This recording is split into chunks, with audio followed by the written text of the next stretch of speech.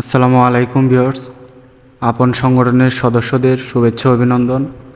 আপনাদের মাঝে আবারও কিছু সাহায্যের হাত বাড়িয়ে দিলাম। এক ভাই আমাকে কমেন্ট করেছে, আমাকে সাহায্য করুন, আমার মা ভীষণ অসুস্থ ভাইয়া, টাকার কারণে আমি আমার মায়ের চিকিৎসা করতে পারছি না, আমাকে একটু সাহায্য করবেন, আমরা খুব গরিব অসহায়। ভাই আপনি আপনার মায়ের জন্য চিকিৎসার জন্য কিছু টাকা চেয়েছেন, আপনি আমার সাথে যোগাযোগ করবেন, আমি যতটুকু সম্ভব আমি আপনাকে সাহায্য করব।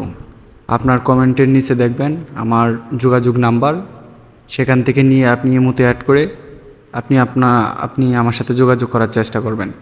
আর না হয় আপনার বিকাশ নাম্বার অথবা যোগাযোগ নাম্বারটা দিবেন, সেখান থেকে আমি যোগাযোগ করে নেব ইনশাআল্লাহ।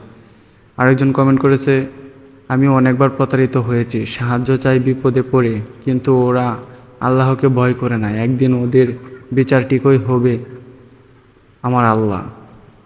হ্যাঁ অবশ্যই, যারা প্রতারণা করে তাদের অবশ্যই বিচার হবে। পরের হক মেরে খাওয়া খুবই খারাপ একটা কাজ। আল্লাহ তাআলা বলেছেন, আমি সব গুনাহ মাফ করব, কিন্তু পরের হক টাকা মেরে খাওয়া আমি কোনোদিনই মাফ করব না।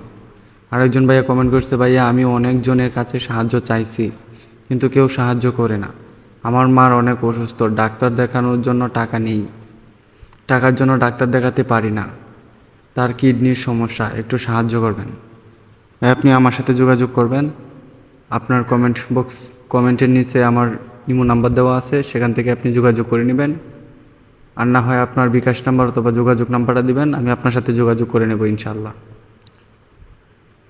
আর এখনও যারা সাহায্য পাচ্ছে না তারা নিরাশ হবেন না, আমার উপর বিশ্বাস রেখে আপনারা ইউটিউবে ভিডিওগুলো দেখেন, বেশি বেশি লাইক শেয়ার করেন, দেখেন আপনারাও খুব দ্রুত সাহায্য পাবেন যতটুকু পারি ইনশাআল্লাহ।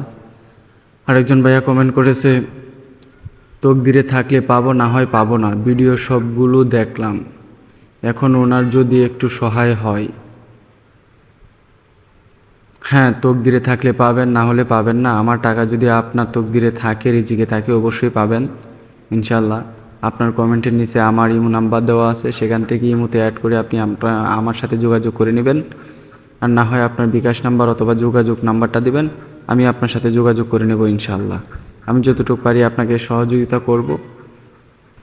আপনারা কেউ হতাশা বা নিরাশ হবেন না, সবাই ধীরে ধীরে টাকা পাবেন। আরেকজন কমেন্ট করছে, আমি 15,000 টাকা পেয়েছি, ধন্যবাদ ভাইয়া। ধন্যবাদ আপনাকেও এইভাবে ছোটো করে স্ক্রিপ্টটা দেওয়ার জন্য। আমি আপনাকে 15,000 টাকা দিয়েছি, সেটা বিলাসিতা না করে আপনি আপনার সঠিক কাজে ব্যয়বহুল করবেন। আরেকজন ভাইয়া কমেন্ট করেছে, ভাইয়া আমার স্বামী খুবই অসুস্থ, আমাকে 30,000 টাকা দিবেন চিকিৎসার জন্য। হ্যাঁ বোন, আপনি আমার সাথে যোগাযোগ করবেন। আসলে সংসারের মানুষটা যদি অসুস্থ থাকে কিভাবে সংসারটা চলে, আপনি আমার সাথে যোগাযোগ করার চেষ্টা করবেন। আপনি 30,000 টাকা চেয়েছেন, আমি 30,000 টাকাই দিব। আরেকজন কমেন্ট করেছে, আসসালামু আলাইকুম ভাইয়া, আমার ছোট ভাইটা অনেক অসুস্থ, যদি কিছু টাকা দিয়ে হেল্প করতেন অনেক উপকার হতো, প্লিজ ভাইয়া রিপ্লাই দিয়েন। ভাই আপনি আপনার ছোট ভাইয়ের জন্য সাহায্য চেয়েছেন, আমি দেওয়ার জন্য অবশ্যই চেষ্টা করব, কারণ আমি জানি বড় ভাই হচ্ছে বাবার মতো, আমরা এটাই জেনে এসেছি। আপনি আপনার ভাইয়ের জন্য চিকিৎসার টাকা চেয়েছেন, আমি অবশ্যই দেওয়ার চেষ্টা করব ইনশাআল্লাহ। আপনার কমেন্টের নিচে আমার নাম্বার দেওয়া আছে, সেখান থেকে অনেকে হয়তো ভাবতে পারেন যে ভাইয়া তারা সবাই টাকা পাচ্ছে, আমরা কেন পাচ্ছি না। আমি তাদের উদ্দেশ্যে বলি, আমার ভিডিওতে আপনারা লাইক শেয়ার কমেন্ট কিছুই করেন না, যার জন্য আমি আপনাদেরকে সাহায্যটা দিই না। আমার ভিডিও যারা বেশি দেখতেছে, বেশি শেয়ার করতেছে, আমি তাদেরকে সাহায্য করতেছি। অনেকে হয়তো ভাবতে পারেন ইউটিউব থেকে অনেক টাকা মনে হয় কামাই করতেছে, এই করতেছে সেই করতেছে। আসলে ইউটিউব থেকে যে টাকাটা আমি পাই, এটা দিয়ে আমি চাল ডাল কিনে খাই না, আমি আপনাদের কাজেই ব্যয়বহুল করি, সেখানেই আমি টাকাটা দিই।